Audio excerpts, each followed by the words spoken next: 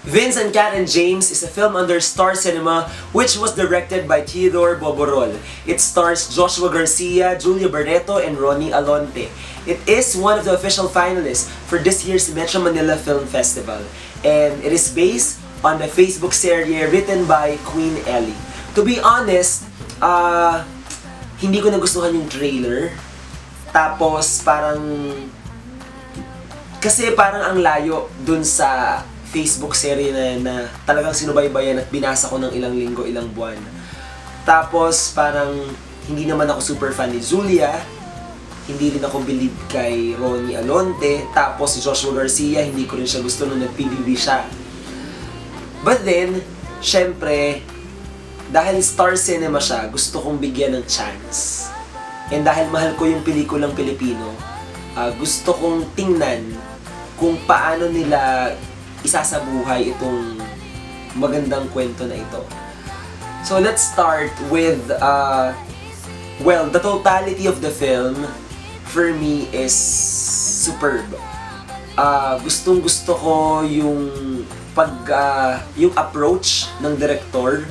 Ang lakas maka-coming of age talaga ng pelikula. The performances were strong. Yung kay Ina Raimundo, tapos yung mother ni Ronnie Alonte, even the father is good.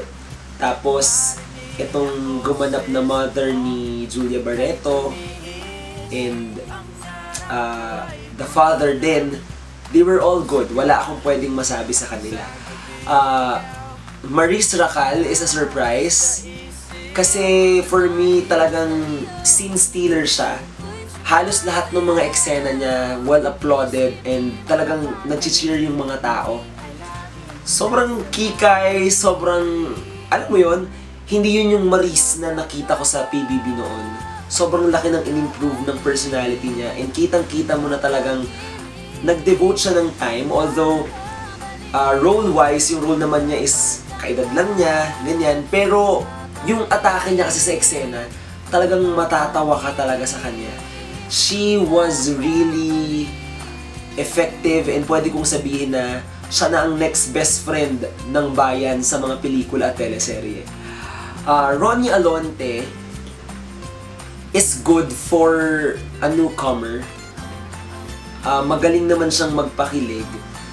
Although, siguro to be honest, kailangan niya pa ng ilang pang workshop para mas mahasa pa yung galing niya sa pag-arte. With regards to Julia Barreto naman, alam ko naman na magaling siya, pero ang dami kasing negative things na nakakonect sa kanya ever since.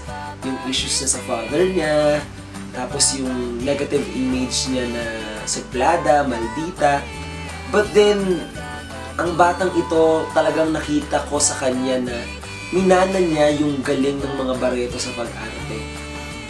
Hindi ko in-expect na yung ganong klaseng role ay kaya niyang bigyan ng magandang atake.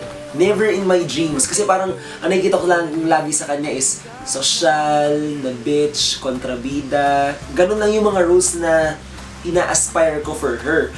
But then dito nakita ko siya na may pagkakomedyana, tapos magaling din umarte, maalam magpakilig.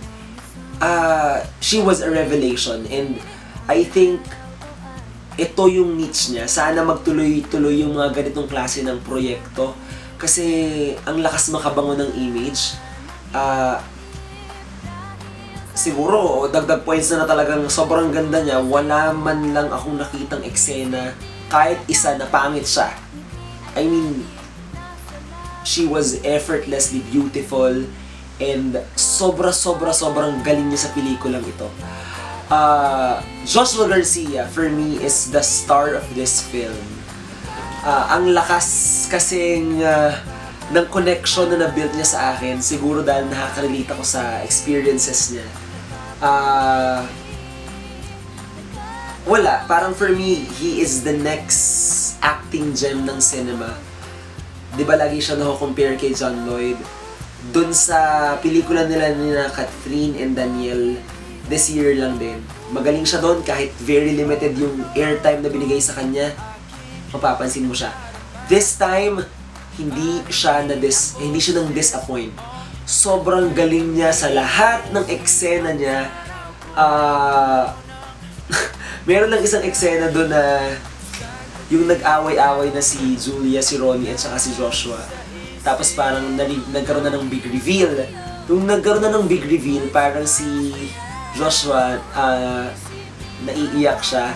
Yung face niya medyo nakakatawa lang ng konti kasi parang sabi ng mga tao, oh, nagpapaawa siya. Pero cute naman. Siguro lang nakita ko na medyo kulang lang ng konting-konti lang dun sa eksenang yun. But then again, sobrang sobrang bright ng future ng batang ito when it comes to acting. Kaya niyang lamunin yung mga kasabayan niya. Sa technical aspects naman, maganda yung insert ng mga text, ng chat messages, okay siya. The music, the theme song, ang lakas maka-teenager o pag-ibig ni Bailey at saka ni Ilona, bagay na bagay sa film. And maganda rin yung moral values. It's not your typical love story, it's not your cliche type of story. Alam ko maraming nang babash siya, Vincent, Kat, and James, na parang siya lang daw yung naiiba. But then, eto na. This is a film na I am very sure commercially may success. Maganda ang box office returns. And I know na this film, in terms of the technicalities and the story and the performance, hindi ako mapapahiya na i-recommend sa inyo. So this Christmas Day, I hope piliin nyo ang Vince and Kat and James as one of your films na susuportahan kasi kung gusto mo lang na mag-relax, nang ngumiti at kiligin ng mahigit 1 oras at kalahati, this is your perfect film. And bukod sa kinilig ka na, meron pang magagandang lesson about family. So, ayun, congratulations sa Star Cinema, kay Julia, kay Ronnie, at kay Joshua, kay Direk, kay Queen Ellie, at sa lahat na nagtrabaho sa Star Cinema. Congratulations sa inyo. Pero ito nga pala, hindi ka akong malimutan, sobrang lakas ng chemistry ng tatlo. Sana magkaroon sila ng teleserye. Sobrang nakakakilig. Pero for me, kung papipiliin ako ng isa lamang na makaka-love team ni Julia, although malakas at nakakakilig at iba yung impact, siguro iba rin yung audience ng tambalan ni Julia at saka ni Ronnie. Pero mas kinilig ako talaga ng sobra-sobra kay Julia at saka kay Joshua. Sobra! Grabe! Alam niyo ba, nanood ako mag-isa ng sinihan. Sa sinihan, wala akong kasama, di ba? Wala na akong nakatabi. May isang bakante.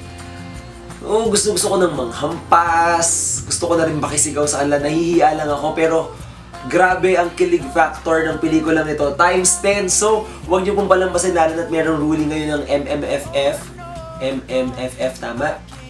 May ruling sila na 2 days na lang daw yung ibibigay sa mga film festival entries, and nasa choice na ng cinema kung pagkapatuloy nila yung pagpapalabas. So sana po supportahan niyo po hindi lamang ang Vincent, Kat, and James, kundi ang iba pang MMFF entries, dahil ang pagsuporta niyo po sa mga pelikulang ito is like supporting our film industry to ensure na magkakaroon pa tayo ng quality films, which is also good in the box office in the future. So, ayun, support Filipino films in general, and basta ako, hindi nasayang ang pera ko sa panonood ng Vince and Kat and James. Congratulations! Bye-bye!